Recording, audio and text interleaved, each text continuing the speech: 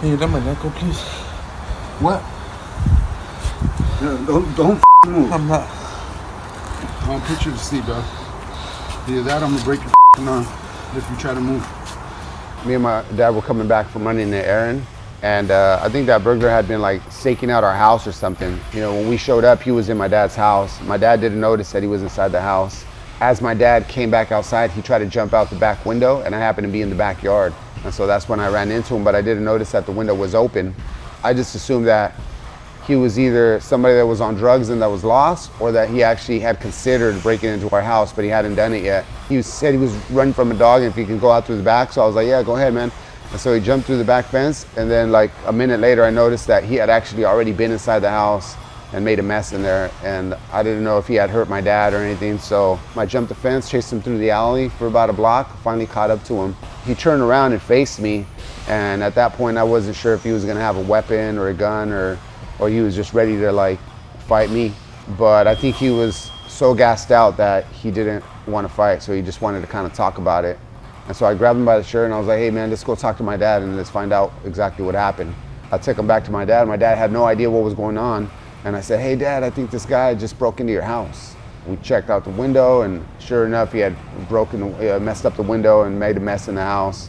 Finally, my dad asked him, like, well, how old are you, man? And the kid was like, well, I'm 21 years old. And then that's when my dad was like, well, you're gonna have to go to jail, dude. And that's when he lost his temper and just started going crazy. And I was able to control him using the jiu-jitsu that I trained, that I learned from Barrett, you know? So thank God for that. I was able to keep calm about it. I don't know how it happened, but immediately I came here. I grabbed him by the arm here and he fell on his face, but he kind of came to his side. And so I came to this position here. I told him to stop moving or I was gonna break his arm. And then he kept trying to get out of it. And then so he came here and he started to, like if you come to your knees and then try to stand up a little bit. And then I got to this position and then he tried to stand up. And so this is where I considered either going here with the arm break. But as he was standing, I've seen videos of people getting their heads slammed in the back of their head. If you could stand up and show how that one. And then he would slam me. And that was dangerous, right? And so as he was on his knees and I seen him stand up, I grabbed his leg here. And that's when we got to this position here.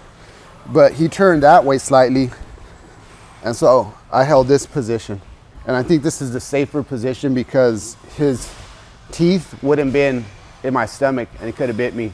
And also I didn't want him to bring his weight on top of me to finish the triangle, to get the better angle, because I would be on my back and he'd be able to punch me. And if he would have get here, he could have bitten me or something and that would have been super dangerous. So I was comfortable in this position. I feel like I could have like broken the arm there. And then at some point I did squeeze it and I could tell that he was choking. I just wanted to make sure that if I had to finish the triangle, I could have still finished it at this angle.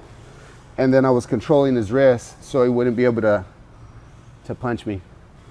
So I started doing jiu-jitsu about 14 years ago and thankfully I was able to like be calm enough to hold that triangle position.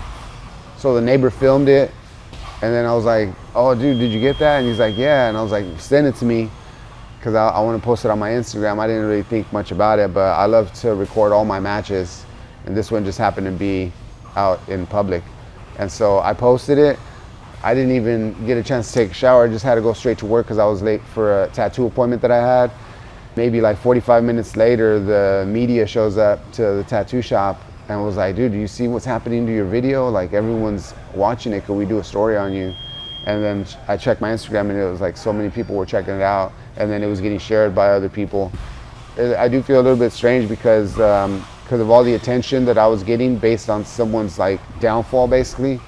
But on the other hand, I'm kind of happy that we're able to promote jiu-jitsu and then we're able to promote people learning how to defend themselves.